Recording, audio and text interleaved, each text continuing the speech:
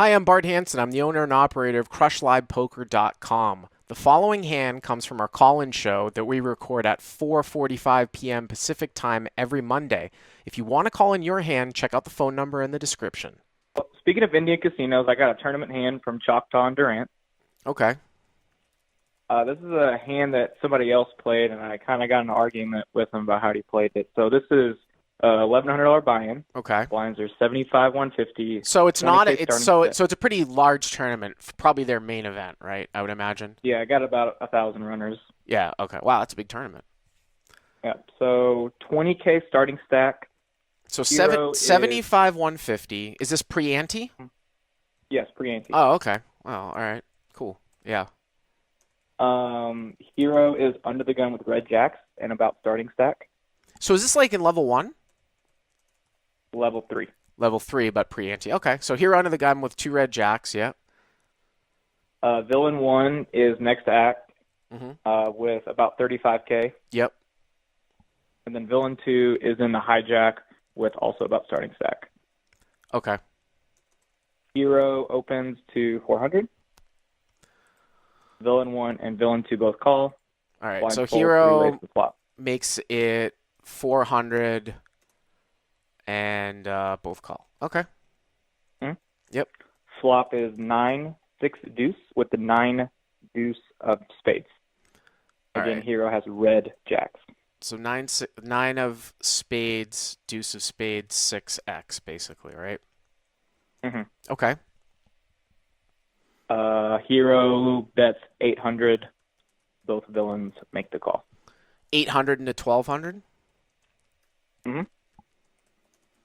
I mean, that's a little bit large for this type of board here, 2/3 pot. I mean, I know there's no antes. It's kind of surprising that he takes this side. Although I actually, you know what? Whenever I like go to like these play, I'm not saying that Oklahoma is necessarily a weird place, but I have played in Choctaw and I have played in Durant. You said this was in Durant. I think I put it up as Choctaw, but and I have seen some large sizing in tournaments. So I mean, whatever. I mean, I would probably bet 5 or 6, but okay, he bets 800. He's just gonna have a lot. It's gonna be a lot of money, and the pot's getting exponentially larger here. So 800 call. So now it's what 36 plus the blind, something like that. Yeah, like 3,700, Yeah. 3,800. Okay. Mm-hmm. So the turn is the queen of spades. So the front door flush has come in, and now there's one overcard to our hero's red jacks. Okay. Got it. Hero checks. Yep. Villain 1 checks. And Villain 2 makes a strange bet of 600. That's right, 600. That is a very strange bet. Any background on these players? Are they old guys or? So Villain 1 is a semi-local known loose aggressive player Yeah. who has a lot of chips. Mm-hmm. And then Villain 2, who has made the $600 bet, is your average mid-30s guy. Yeah, I mean, I would say that. Well, I Looks to mean, play type passive. I'm an average mid-30s guy too, so you know when you as poker has gotten away, like as time has passed from the moneymaker years, the best players are in their 30s now. It's just because of in terms of in America because we can't play online, right? So it's very Mhm. you will run across some very good young players, but it's rare, and they're usually from Europe. So Yeah, he may be born in his 40s. He was just described as, just some average yeah. type passive player. Hasn't really Yeah, played a I bunch mean, of this hands. 600 sort of is kind of weird because the queen is an overcard to a 9. I mean, let's say, for example, like the turn was like the 3 of spades and your buddy checked and it went check and this guy bet. He could just be betting some hand that wasn't really strong for protection, right? And, Hmm. but because the 9 sort of changes things, it's definitely odd. Now, I'm not saying I would fold, I would call, but, excuse me, the queen changes things. I think that's very important to recognize where we go in this hand that he's betting on a queen. You know what I'm saying? So, anyways, I assume your buddy called. Yep, and it goes call call. Hero calls. Okay. +1 call. I thought you were going to say that +1 check raised and your buddy who didn't know what to do. But, anyways. Okay. So we go to the river. We'll get to the action. Yeah. Yeah. So So, so pot now is what, like 56, something like that, right? mhm. Yep. And yeah, effective stack was about 20K starting Yeah. stack for the tournament. And the river is the wonderful Jack of Clubs. So hero makes a set on the river, That is interesting. Yeah. second set. Yeah. Um, our hero checks, villain one checks, and our average guy in the hijack makes it 1,200. So 1200 into 56. Yeah, something like yeah, about 56, but Yeah, I mean $1,200 bet, or here's got a 1,200 chip bet. here's got a call, and you know you can beat a lot of hands here that aren't flushes, like slow played sets. I mean that's another thing too. You wouldn't think a set would bet so small on the turn, but like a hand like Queen Nine, Queen Six suited, you know what I mean? Something like that that is like, he doesn't really want to bet a lot, and it is kind of strange that the small turn bet, but obviously you call here, 1200 into 56.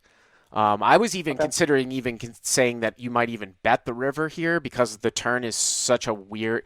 If you consider the turn almost like check through, like a lot of times when you see these min bets, right? I always tell people like you can just consider them a check if you're confused. 600 isn't quite a min bet. It's like 1/6 the pot, but say the guy bet like 100. So if you consider that a check on the turn, so say the turn gets checked through, your buddy's going to bet the river, right? With the set of hmm jacks, I would assume. So this one's sort of close, to be honest with you. The thing is that you got to ask yourself, well, am I going to bet and then fold to like a raise? Do I just want to get to showdown? It's a tournament, and that has consideration too.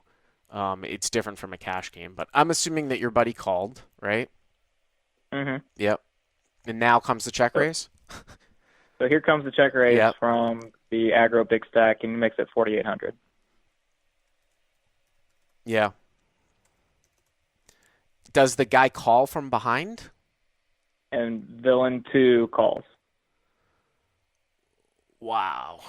Villain two calls. So what are we looking at here for pot odds? So we've put in, so it goes 12, 12, it's 24 is 8,000 plus 48 is 12, 8 plus another 36 is 16, 4, 36 to call?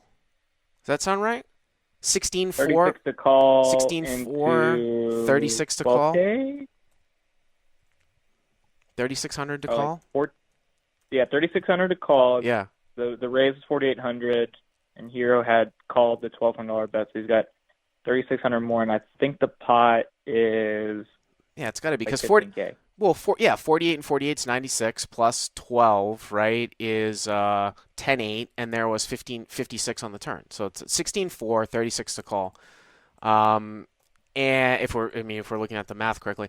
And, wow, that's, so he's getting 3,600 to call, and then he's going to be down like one third of his stat. So he's getting like 4 or 5 to 1 here. I mean, you should be beat here, and I've made folds like this in tournaments, and I was wrong. He is getting quite a price for. He's getting what, almost 4.5 to 1, so he's got to be good here 1 out of 5.5 times. This is one of these things where it's like a spot where even though you look at a cash game and this is entirely irrelevant, but because this is a tournament, I might look at some other variables here where we're pre-ante and the hero still has like a bunch of chips if he calls and he's wrong, as opposed to like later on in the tournament where he's getting this price and it somehow will like move him down from like having a workable 25 to 30 big blind stack to basically like nothing. Do you know what I'm saying? Like 2 or 3 blinds. So like a shove or fold 15 or less Yeah, well, kind of or play. yeah, or even like just even worse than that. You know what I mean? Like where he doesn't even have any fold equity when he shoves, right? Um, Yeah. so so this would make me, in this particular situation, I would call a lot more here in this spot than in that other spot where I might fold a little bit more. And this all has to do with chip stacks, right? And stuff like that. See, that's what I thought. That's in a cash game. It could be like definitely lean towards a call, Yeah. but in a tournament, it's a little bit different because when you kind of make a fishy call like this, I mean, are you, yeah, like you said, are you going to from 150 big blinds to 100 big blinds, or are you going from like 30 big blinds to 10 when you make calls like this? Right, but he's Obviously, not. But he's still going. He's going from like 150 to 100, right? So that's a lot different than going from 30 to 10, right? mhm. It's better for him to So go from 150 to 100 pre-ante than go from 30 to 10 or 30 to 5. I mean, it seems like he's probably beat here. Is he good here 1 out of 5.5 times? I would say it's probably. I mean, the only way that he's good here is if +1 has to be bluffing, right? And yeah, so that's like the automatic assumption is right, +1 has to be I'm gonna go bluffing, +1, and then villain 2 has to be calling with a worse hand than him. So then I'm looking at him saying, which is my main argument against the call because you can probably beat under the gun +1, yeah. definitely 1 out of 5 times. But I like, what's the worst hand the second villain can call the check raise with? Well, I think he calls. Pocket 9. Well, I think these guys are going to call with a set here. Now, the weird thing about this hand is, like you said, the turn sizing is very strange for like a hand that wants to protect against like a 3 flush out there. But I can sometimes see this happening. But yeah, you're right. I mean, you have the logic down. It's like you got to beat a bluff and the call in between, or you could hear 1 out of 5.5 times. Oh man, I mean, it's probably pretty close. Like I said, I would call here more in the beginning of the tournament with his chip stack than I would towards the end. So what ended up happening? So our hero makes the call, Yep. and villain 1, who made the check raise, shows ace queen with the ace of spades, So bluff. and villain 2 shows pocket queens for the toppest of sets and wins the Wow. pot. I mean, that's a tough one, right? Because the read is on, and he just happens to have the one other hand that beats him besides a flush. That's really, really strange. But I mean, I guess what's your name, Chris? John. John. So maybe where you and I disagree, or what I would say is that I think he's calling with any set. It sounds to me like you think he's not calling with any set. Is that right? Villain 2, I I mean. just can't. I just can't see most guys in a 1K calling a river check raise when he's already bet and a call in between on a 3 flush board with anything worse than like a 7 high flush. Well, that's Now fine. you have more tournament experience than I do, and I did want to talk about the chip stack, or Yeah. the ICM, quote unquote, not having infinite amount of chips.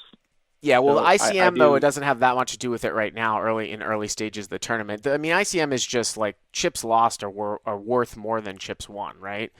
So if Yeah. you're going down from, but again, though, if you go down from 30 to 5 big blinds or 30 to 10 big blinds, right? That's a much higher percentage of your chips lost than if you go down from 150 to 100, right? You've lost 1/3 of your chips, right, at 150 to 100 pre-ante versus going from 30 to 5 where you might have lost, or 30 to 10, 2/3, right? And then 30 to 5, whatever that fraction is, 80% of your chips. So that's where the ICM comes into play. But if he's going to call with queen queen, I don't think he's going to fold any other set. That's the point here. Because got what's you. the difference, really? Besides the fact that, yeah, your buddy could have him overset. But I mean, that's a huge outlier, right, for that to happen. But anyways, thanks for the call. I appreciate it. Hey guys, if you like what you've seen here, please click on the subscribe button and you'll get notified every time we put up a new video. And if you want to check out crushlivepoker.com for the first month free, use the code YTA200. Click on the link right there.